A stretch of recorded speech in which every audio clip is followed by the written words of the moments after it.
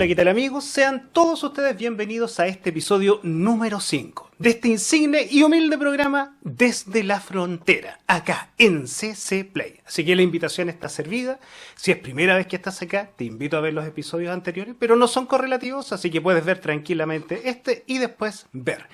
En esta oportunidad, en este episodio, brujería. ¿Pero dónde? Acá pues, en Concepción.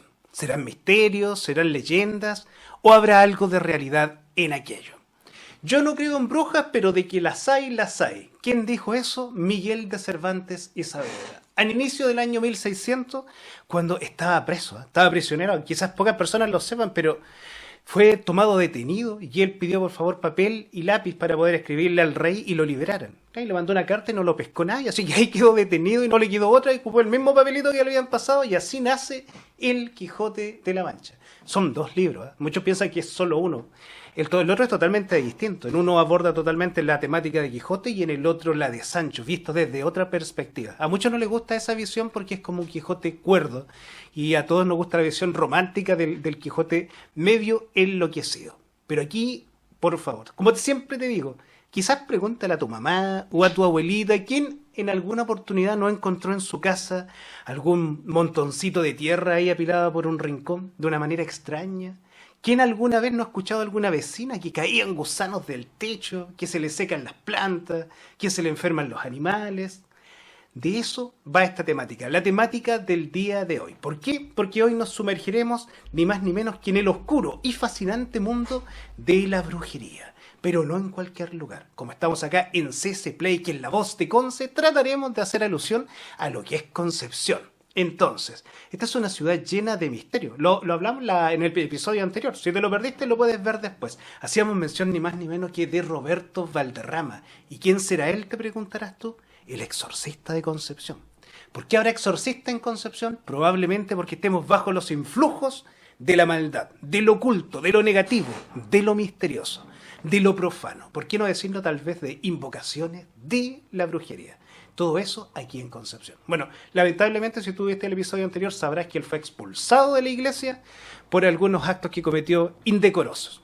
Entonces, aquí, como les digo, si ustedes es primera vez que están acá, se los vuelvo a recargar, esto es CC Play. Búscanos en las redes sociales, escucha nuestra radio online que es muy buena, te la recomiendo. Así que puedes mantenerte ahí al día con todo lo que está pasando y no solamente de estas temáticas, sino que también de noticias. Noticias que están completamente a la orden del día. ¿Sabías que acá en la zona de Concepción hay registros de la colonia de Casa de Brujas? No solamente eso ocurrió en España, en Europa, acá en Chile también sucedió. Y acá, sobre todo, en nuestra zona. Si bien es cierto, tal vez tú lo has escuchado mucho más ligado a lo que es la recta provincia, en lo que es Chiloé, esos juicios se extendieron y se extendieron acá hasta nuestra zona, hasta nuestra región, incluso a lo que hoy es la nueva región del Ñuble. También llegó hasta Chillán lo que fue esa casa de brujas. Así que no está de más mencionarlo. Y al igual que siempre también vamos a mencionar, aquí no voy a pedir la ofrenda ni nada, pero siempre un buen parámetro es nombrar la Biblia, que es un libro que todos conocen. ¿Qué dirá la Biblia con relación a la brujería? Dice muchas cosas. Una de las cosas más importantes que dice, en distintos libros, pero en Deuteronomio, dice que a las brujas hay que evitarlas porque ellas tienen la capacidad de hablar con los muertos. Y la Biblia prohíbe eso, prohíbe todo lo que son esas invocaciones, esos sortilegios, todo eso lo ve como algo maligno y hay que alejarse de ello, pero es más, el rey Saúl, que está en la Biblia, él, en contra de la palabra de Jehová en la Biblia, va a consultar a una bruja. Y la bruja dice, bueno, ¿y usted no nos había mandado a echar de acá que ahora me anda pidiendo consejo? Y resulta ser que el rey Saúl pide a la bruja que traiga de entre los muertos al rey Samuel para hacerle una pregunta. Y le pregunta, ¿por qué Jehová no me quiere responder? Le pregunto y no me habla y me da la espalda, no me quiere hablar. Y desde los muertos, a través de la bruja, Samuel le responde, porque te va a quitar el reino, en la hora del rey David. Así que, si creemos en la Biblia, si creemos en la religión, ahí tenemos una muestra clara de que aparentemente estos influjos, estos sortilegios, sí tienen algún efecto. Ahora, el tema es este, estamos acá en CC Play, en Concepción, para todo Chile y para todo el mundo, ¿por qué no decirlo? ¿Cómo podemos vincular esto a nuestra ciudad, a nuestra zona, a nuestra región? Yo creo que quizás muchos de ustedes se deben haber enterado hace un par de años atrás. Estábamos en pleno proceso de elecciones, de los cores, del nuevo gobierno, múltiples procesos electorales. Y hay una persona que surge a través de los medios, la voy a nombrar sin ningún tapujo porque esto es Vox Populi, salió en todas las noticias. Había una chiquilla relativamente joven, Javiera Vargas Muñoz, y ella tenía muchas ganas de entrar a la política y quería ser consejera regional. Entonces ella postula y no se veía muchas como cualidades o habilidades para salir electa, lanza su campaña, pero ella hace algo distinto, o quizás no tan distinto relacionado a la política, también lo veremos. Y ella contrata a un equipo de brujos de acá de la zona, que se llaman Bosque Adentro, que es una comunidad que, si bien tengo entendido, en ese tiempo estaba camino a Coronel, pasadito de San Pedro. Y ella contacta con estos brujos y le encarga, le ofrece en este caso, bueno, y por eso hay una denuncia, ella les ofrece que cuando ella sea secretaria, sea coordinadora regional, que ella les va a dar unas oficinas, que le va a pasar una platita para que hagan talleres y le ofrece un sinnúmero de cosas siempre que ella salga electa. ¿Y qué creen ustedes que pasó? Salió electa. Así que aparentemente los brujos cumplieron. ¿Pero qué fue lo que hicieron estos brujos? Ellos fueron hasta la casa de esta chiquilla Javiera Vargas, llevaron un caldero, llevaron velas negras, monedas, usaron también alguna ropa interior y otras cosas, hicieron ahí todo lo que se llama una macumba, un machitún, hicieron una brujería. Y a través de esto, según dicen los brujos, y también lo demuestran así los votos, esta chiquilla salió electa. Lo malo es que después no les pagó, no les quiso pagar, así que los brujos la funaron. Y dentro de la funa, que acusaban que ellos habían hecho su trabajo, que no habían recibido su pago, lo que hicieron también fue acusarla, también funarla a ella, en el sentido de que no solamente ella había contratado los servicios de los brujos para salir electa, que sí había salido electa, sino que también para hacer un endulzamiento. ¿Qué es lo que es un endulzamiento? También es a través de las magias, es como torcer la voluntad de una persona para que se enamore de otro. Entonces a esta chiquilla le gustaba ahí también a un tipo, a un señor, que también todos sus datos lo indicaron a través de estas noticias. Y este señor lo malo que tenía es que él tenía una pareja. Entonces le hicieron una brujería a ambos para que se separaran y ella se quedara con este tipo. Y todo esto ocurrió hace muy poquito tiempo acá en Concepción. ¿Dónde, se preguntarán ustedes? Me gustaría saber en qué lugar específicamente. Justo en la calle Carrera con Serrano. ¿Y por qué se los nombro yo? Porque nos caracterizamos acá desde la frontera en CC Play en tratar de nombrar algún punto de la ciudad para también hacer ahí, aportar un poquito de cultura o de datos históricos. Entonces vamos a tomar como referencia la calle Serrano con Carrera, que es donde están en un conjunto de bloques de no mucha envergadura, no tan altos. Ahí sucedió todo esto que le comento. Y para hacer mención también de una calle, darle dinamismo y darle vida también, la pildorita cultural a este espacio, podremos mencionar que Freire, que no tiene nada que ver con Serrano, pero Ramón Freire, para mí siempre va a ser el capitán Freire por su gran batalla, después expresidente de la República. Freire coincide con Serrano, y Freire era de apellido Serrano. Ahí tenemos al señor Ramón Freire Serrano. La familia Serrano es una familia oriunda de acá de la zona, en donde sus vástagos, sus descendencias, su prole, creció siempre dentro de lo que es la milicia, dentro de la guerra, haciendo un gran aporte no solamente para la ciudad, sino que para el país. Los serranos en aquellos tiempos de independencia, cuando se orquestaba la independencia acá en Concepción, ya participaban en batallas importantes, como en la batalla de Canchada Rayada, junto con O'Higgins, con San Martín, en el Ejército Libertador. Los serranos ya estaban peleando ahí, y es más, también, ni más ni menos, uno de los serranos, que era oriundo de Tomé, participó en el combate naval de Iquique, el 21 de mayo. Es más, Serrano fue uno de los pocos que lograron saltar al Huáscar y perdieron la vida ahí, junto con el sargento Aldea y Arturo Prat, para que vean las muestras que los serranos han dado por esta tierra, por esta insignia tierra de Concepción desde aquellos tiempos. Siempre ellos han estado ahí, así que se merecían su calle. Muy bien nombrado, sí. Es bueno saberlo porque hay algunas calles que tienen como el prefijo, el nombre de la persona, en este caso simplemente dice Serrano, o sea que aparentemente debe ser por la familia Serrano como tal, que no solamente nos dio un expresidente, que su madre era oriunda de acá de Concepción, sino que nos dio múltiples héroes de guerra, así que deberíamos estar orgullosos de los serranos, así que aplauso para ellos. Entonces, vámonos de pleno ya a hablar de todo esto que llama tanto la atención, lo oculto, lo profano, lo misterioso, lo que uno no puede controlar, y en este caso haciendo alusión a la brujería. Aquí una buena pregunta es, para nosotros mismos, o también, ¿por qué no? Hagamos participar a la familia, pregúntenle a la mamá, a la abuelita, cómo protegerse de estos influjos negativos, de estos influjos malignos. Es común hasta hoy en día, de hecho cuando uno va a la romería de la Virgen o va a San Sebastián, que ya en estas fechas cercanas, lo que es 20 de enero creo y 20 de marzo, es como que se genera esta devoción. Generalmente el 20 de cada mes allá se venden, por ejemplo, las cruces de Palque con el hilito rojo. Es hasta el día de hoy característico y común que en muchas casas se mantenga, sobre todo en las puertas de entrada, esta cruz de Palque, que aparentemente espanta todos estos malos influjos.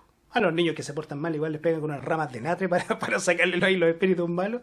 Así que tenemos esa forma de protección. También es muy común cuando uno llega a un lugar, sobre todo quien no conoce, el que tengan al ingreso, sobre todo al costado izquierdo, una mata de ruda.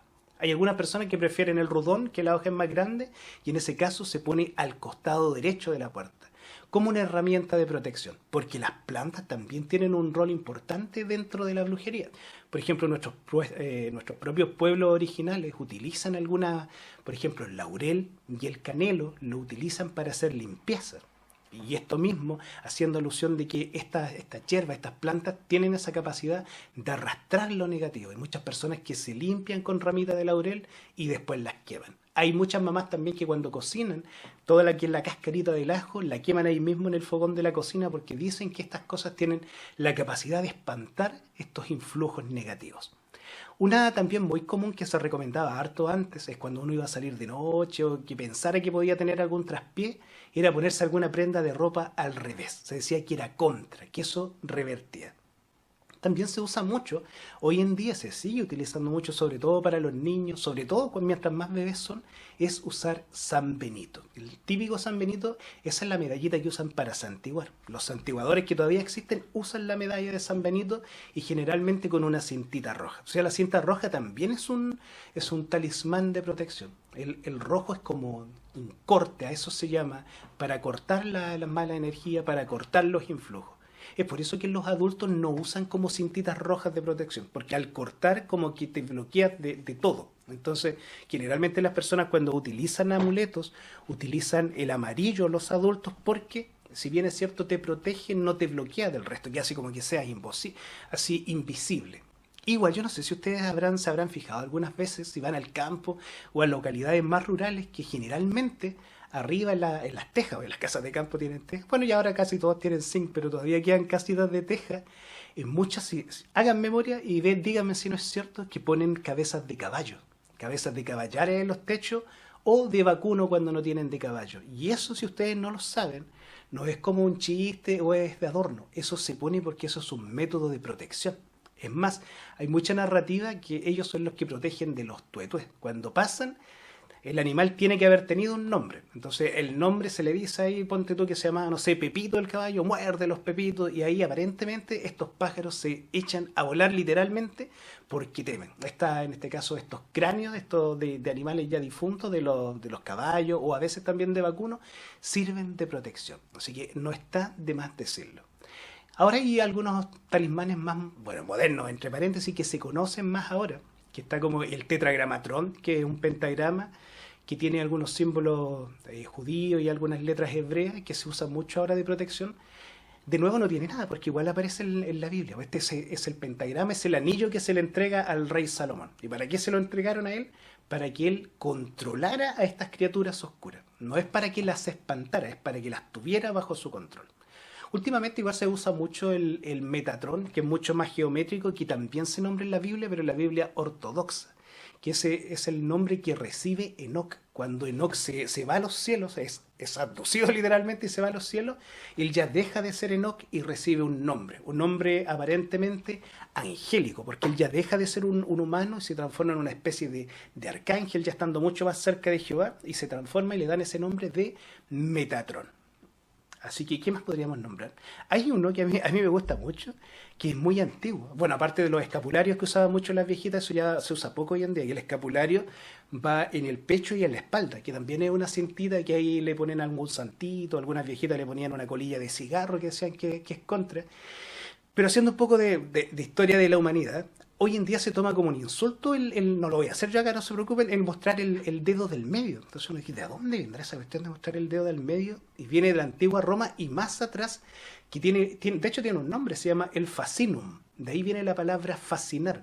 Y el fascinum era como un contra, como un mantra para alejar lo negativo. Entonces ahí mostraban el dedito y el del medio, haciendo alusión a lo que era el miembro viril.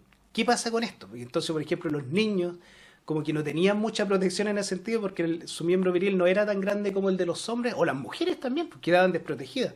Entonces necesitaban protegerse y utilizaban ese dedo, haciendo alusión de que era como un miembro viril para protegerse. Entonces, cuando por la esquina veían a una señora que les parecía media sospechosa, ¿qué hacían? Le mostraban el dedo. Pero le mostraban el dedo no como un insulto, se lo mostraban como protección. Y eso muy probablemente como para reforzarlo, pasaron a ser dos deditos torcidos que hasta el día de hoy de repente uno dice, "Oh, y cruza los dedos, que ojalá es que no me pase nada, que ojalá es que me vaya bien".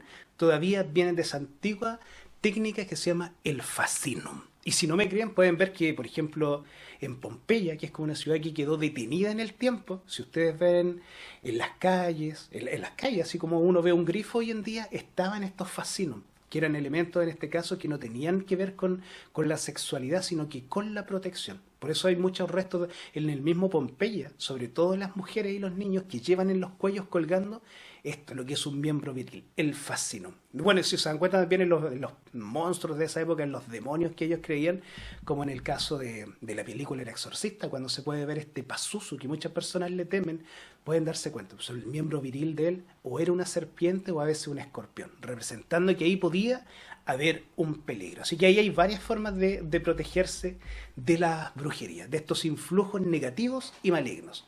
Si me falta alguno, si yo no conozco alguno, para eso está la caja de comentarios. Deja tu comentario, le vamos a dar un like ahí y lo vamos a incorporar en algún próximo episodio acá en CC Play. Porque si no estás suscrito, ya sabes, te invito a suscribirte, que escuches la buena música y que te mantengas informado con las noticias de acá de CC Play. La voz de Conce.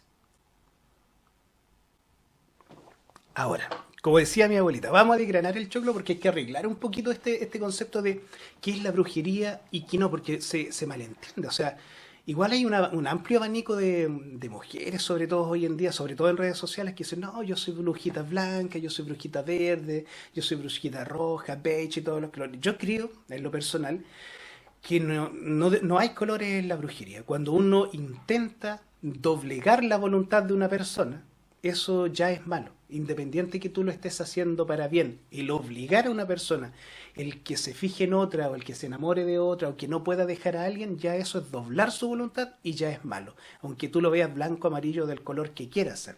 Pero que hay que distinguir qué es la brujería. Porque también se habla de hechicería y de magia.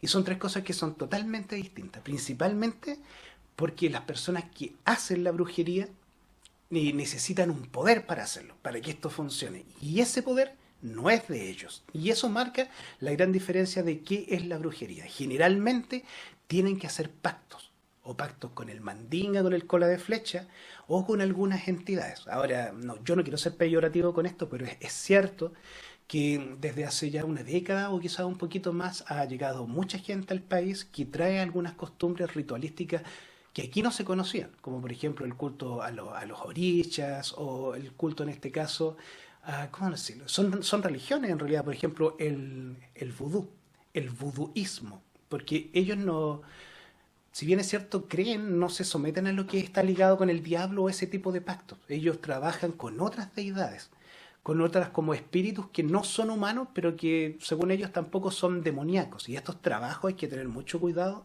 porque se pagan, pero no me refiero al dinero. Estos trabajos hay que pagarlos de forma cíclica. Estos trabajos se pagan al igual como el ciclo de la luna. Si tú, por ejemplo, encargaste un trabajo, cosa que no te recomiendo, esas entidades te van a estar cobrando.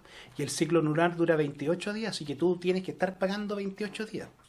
Generalmente lo que te cobran es tabaco y alcohol, es lo más común. Hay algunos extrañamente que cobran chocolates, pero hay algunos que no son tan carreteros ni tan dulzones que piden otra cosa, que piden vida.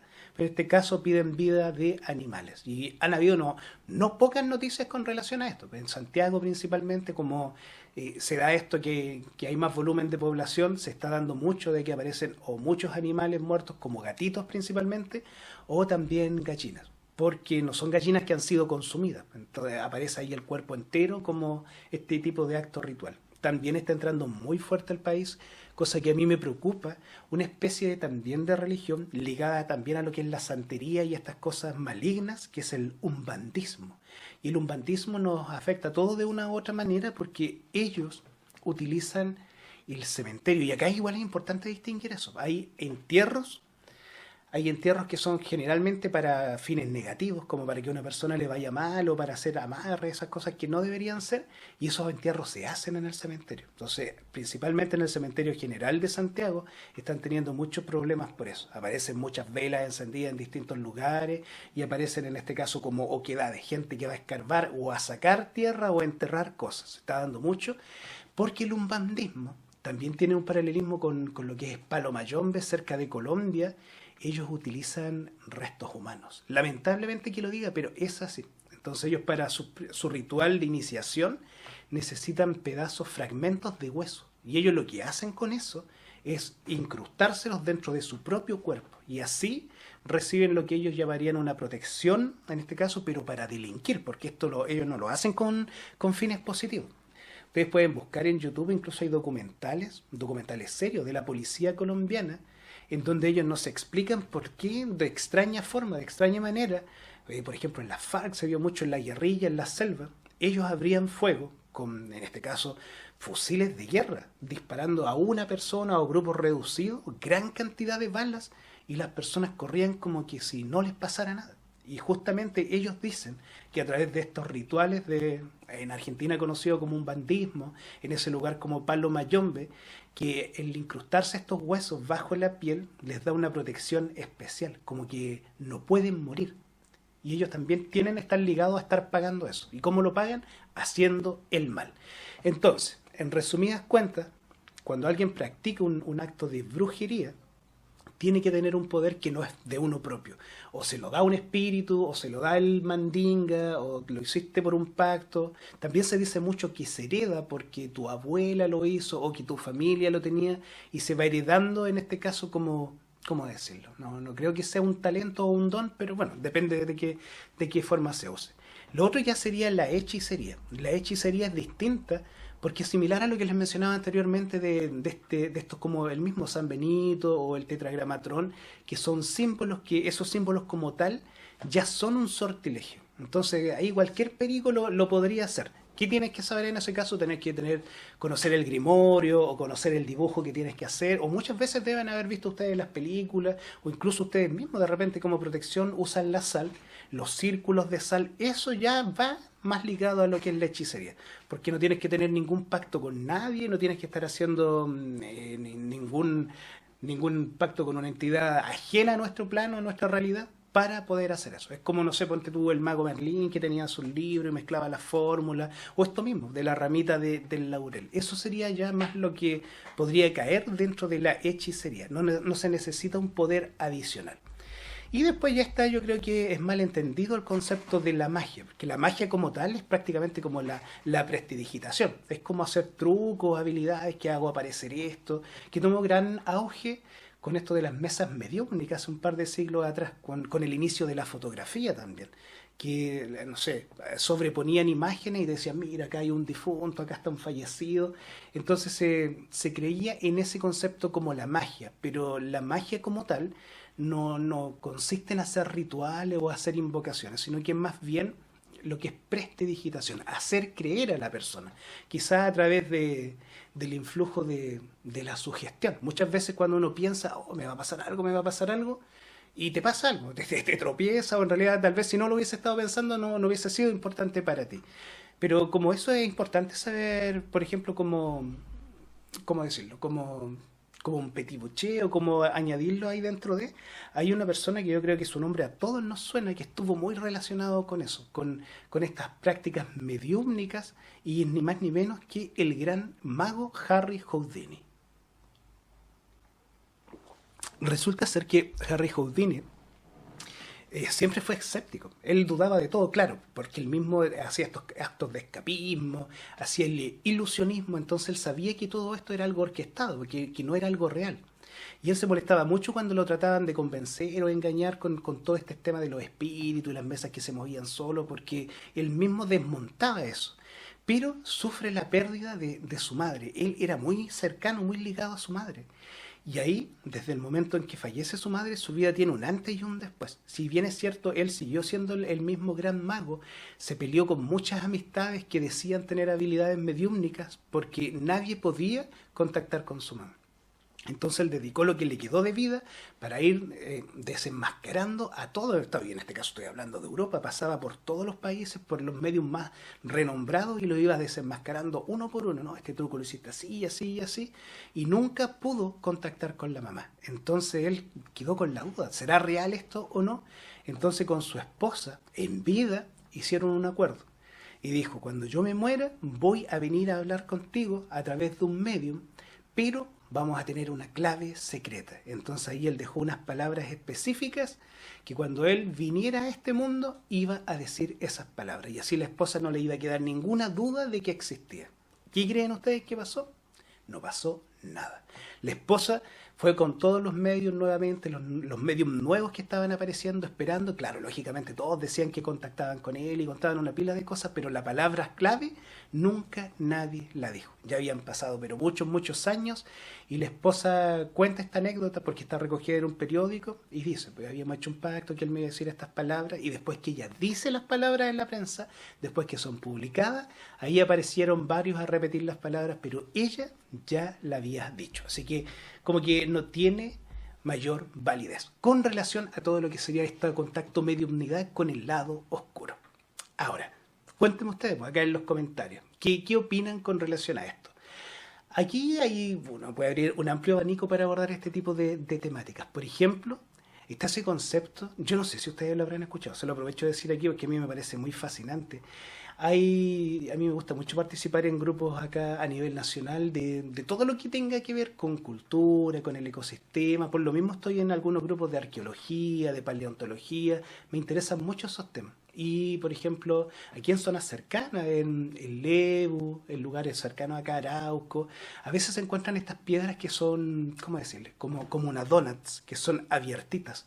Y hasta el día de hoy no se explican para qué ocupaban eso. Hay algunas personas que dicen que lo usaban como un arma, que eran como boleadoras, pero en realidad sabemos que no es así porque la boleadora se utiliza de otra forma. De hecho, el ahuecar la piedra quizás le da más velocidad, pero no la consistencia de un tiro. Entonces la verdad no se sabe para qué eran esas piedras. Y yo he escuchado en un par de oportunidades, Machi, Lonco, Calcu, que dicen que esas piedras eran armas. Pero no eran armas para andarte pegando con las piedras, sino que en realidad los cálculos los que se dedicaban a estas artes oscuras, por ahí tiraban los males. De ahí viene eso de tirar un mal, tirar los flechazos.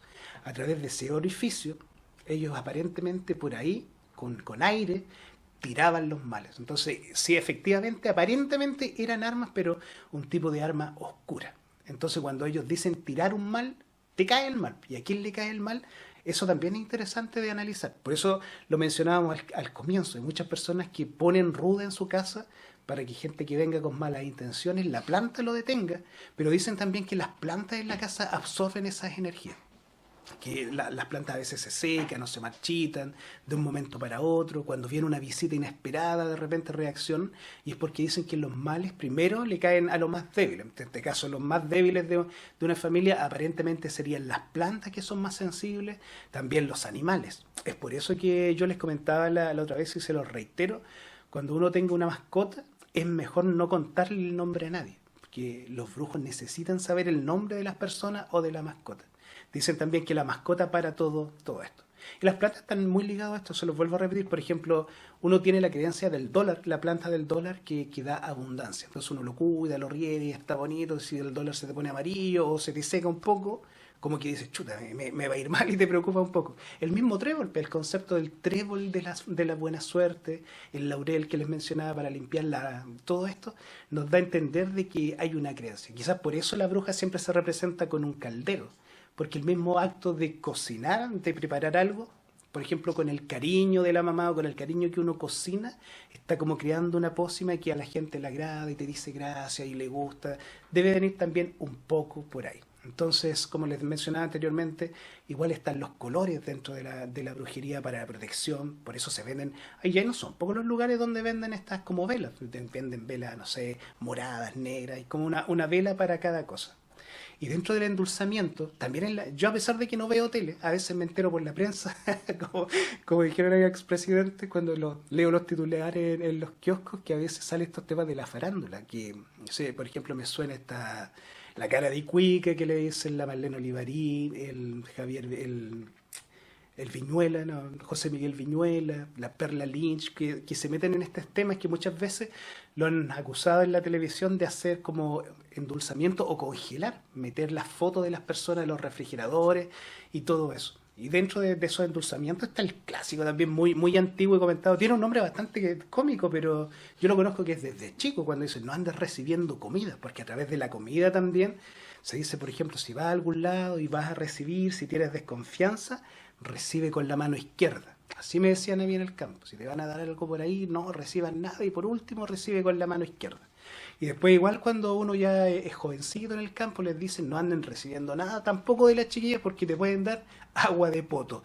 Me acuerdo de eso que si no lo conocen, a mí me gusta mucho, les recomiendo que sigan a Héctor Vélez Mesa, gran profesor y decano, ha escrito más de 40 libros y siempre tiene como ese juego de palabras de los dichos y refranes antiguos y la historia. Y hace poquitos días publicó ahí el concepto del agua de poto. Sí. Suena como chistoso porque uno se lo imagina remojando, pero lamentablemente en esto de los endulzamientos, en esto de la brujería, es más que eso. A veces lleva otro tipo de agüita que no es tan agüita y que es de color rojo, así que ahí se los dejo a ustedes sujetos a la imaginación. También, ¿por qué no mencionar dentro de esto el mal de ojo?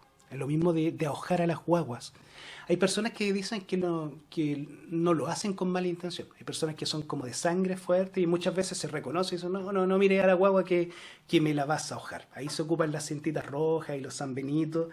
Y hay personas que también, hoy en día, que hay más conceptos, a esas personas también las llaman como los vampiros energéticos, que sin querer está todo bien en algún lugar, en una oficina, y llega una persona y como que el ambiente se pone denso, como que uno queda mareado, como que queda ahí medio tiritón. Esas personas aparentemente sin ganas o mayor estímulo de querer hacerlo, provocan eso, como que le sacan la energía a las personas. Así que igual para eso se recomienda, por ejemplo, aguas con sal de mar. O sea, no la sal del supermercado, esa sal ultra procesada y le echan otras cosas. Si tiene una sal de cahuil o salsita de mar ahí, siempre se recomienda ahí echarse una enjuagadita con agüita de mar. Lo que no sé si lo saben, pero eso no se hace en la cabeza. Se hace del cuello para abajo por si lo van a hacer. Si no, se van a espantar ustedes mismos y las pocas buenas vibras que le quedan. Ahora, con relación a Concepción y volviendo a estas temáticas, en el año 2013 salió un libro muy bueno. Si no lo tienen, se lo recomiendo. Lamentablemente ya no está a la venta. No sé por qué no lo reimprimen, lo reeditan, porque fue un tremendo boom, que se llama Maleficio. Historia de hechicería y brujería en el Chile colonial. Y fue por Eduardo Valenzuela, gran historiador chileno, que es un libro maravilloso, porque no es un libro como de cuentos o de anécdotas. Ahí se recogen puros casos judiciales. Entonces, en tal juzgado fue acusado tan persona y ahí se recogen los casos de acá de la zona, de Concepción, de Tomé, de Chillán, de toda esta zona, que llegó hasta acá. Por eso les decía, no solamente la recta provincia llegó a Chiloé, sino que se designaban comisarios y para esta zona también había comisario para las personas que eran, en este caso, acusadas de brujería en el contexto de la Inquisición chilena. Que si bien es cierto acá no hubo inquisición como tal, que era la iglesia que perseguía, estaban los comisarios destinados para eso.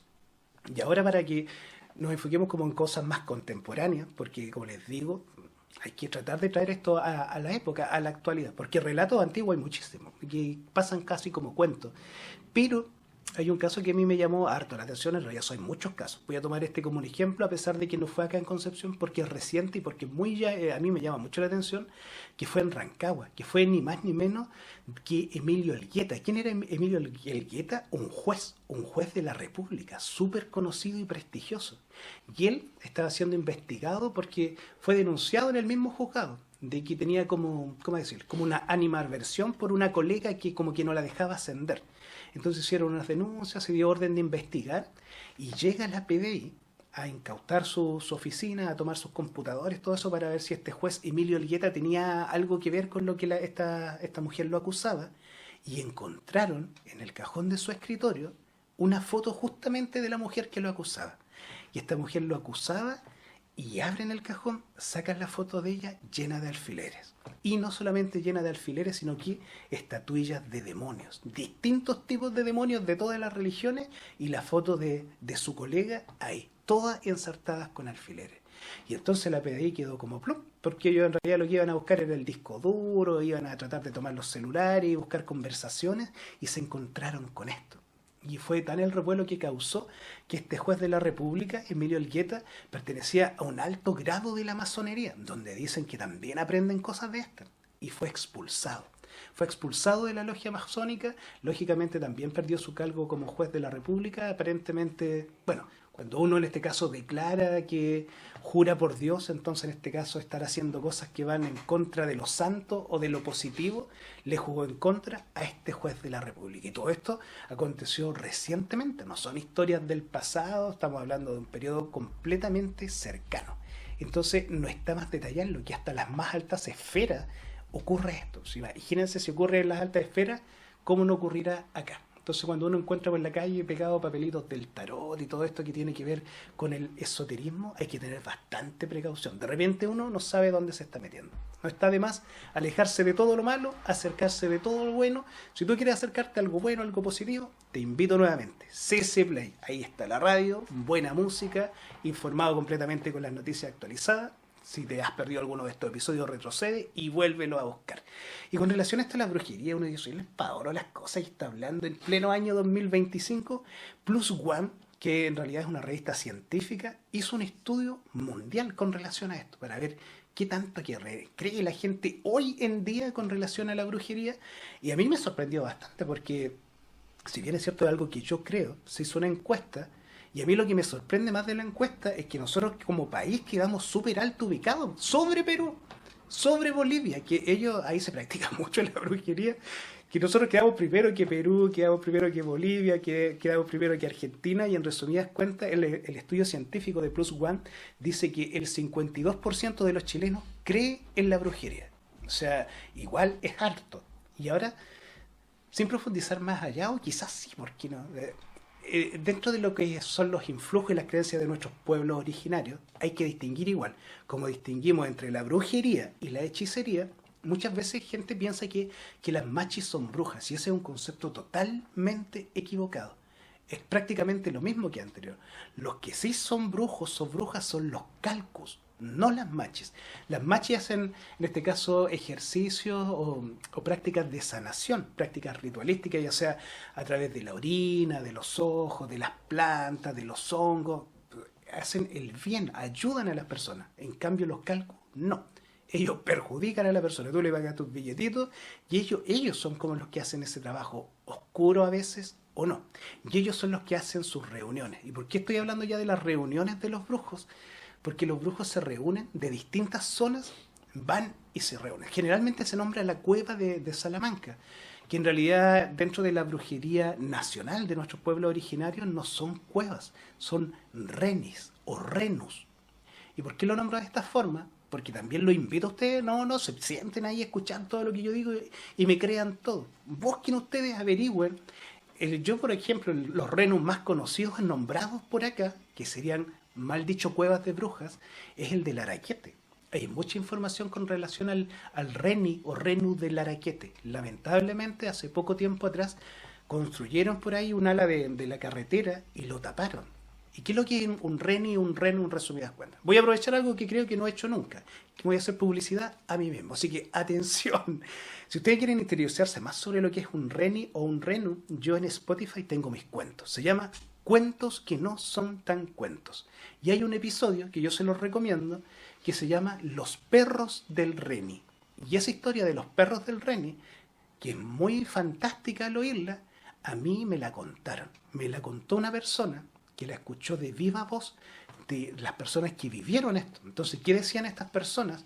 Que por estas cuevas, estos reni, si tú ves uno es como una cueva prácticamente normal, no pienses que es algo profundo que se mete por la tierra, sino que es como una pequeña oquedad que tú al ingresar realizas la mancia, el sortilegio que tienes que conocer y apareces por otro lado. Por ejemplo, te metes en la Araquete y sales por la cueva de Salamanca. Eso técnicamente es lo que hace un reni. Y ahí es donde se juntarían estos brujos y cuando entran al reni o al renu, de las dos formas se puede pronunciar, ahí es donde están sus banquetes, donde adentro hay mucha alegría, mucho festejo, mucho trago, que las copas son de cristal, los platos son de oro.